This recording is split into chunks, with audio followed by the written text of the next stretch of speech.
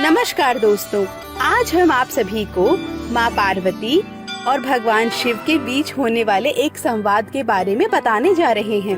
एक बार माता पार्वती ने भगवान शिव से कहा कि प्रभु, जो पहले से ही दुखी होते हैं, आप उन्हें और दुख क्यों देते हैं? मैंने ऐसा देखा है कि जो लोग सुखी हैं, उन्हें और सुख मिलता है। भगवान ने इस बात को समझाने के लिए माता पार्वती को धरती पर चलने के लिए कहा और वो दोनों इसके पश्चात धरती पर आ गए।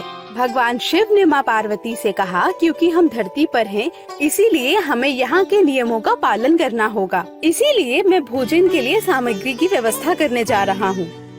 तब तक तुम भोजन बनाने की कुछ तैयारी कर लो।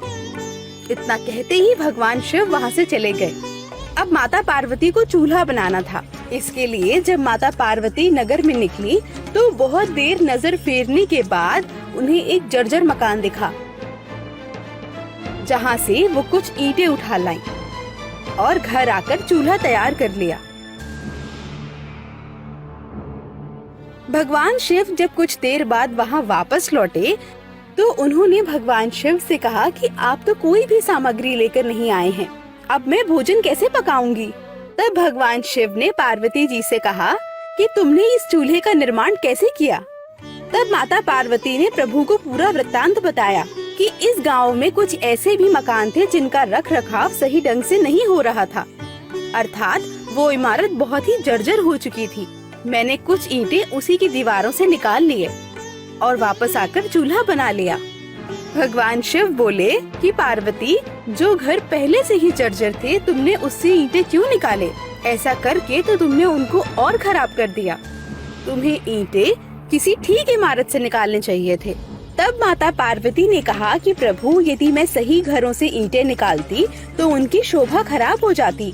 वे घर देखने में अत्यधिक सुंदर लग रहे थे, अर्थात मुझे जर्जर मकानों से ईंटों को निकालना ही सही लगा।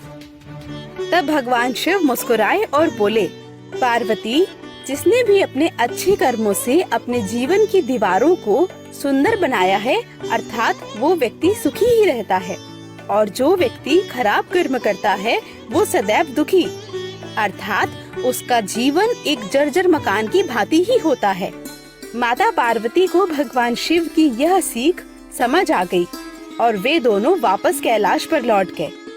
दोस्तों, हमें इस कहानी से यही सीख मिलती है कि हमें अपना जीवन कैसे बनाना है, यह हम पे निर्भर करता है।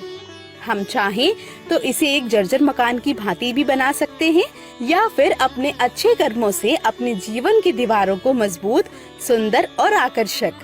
आपको हमारी आज की ये कहानी और सीख कैसी लगी, हमें कमेंट बॉक्स में जरूर बताइएगा। धन्यवाद।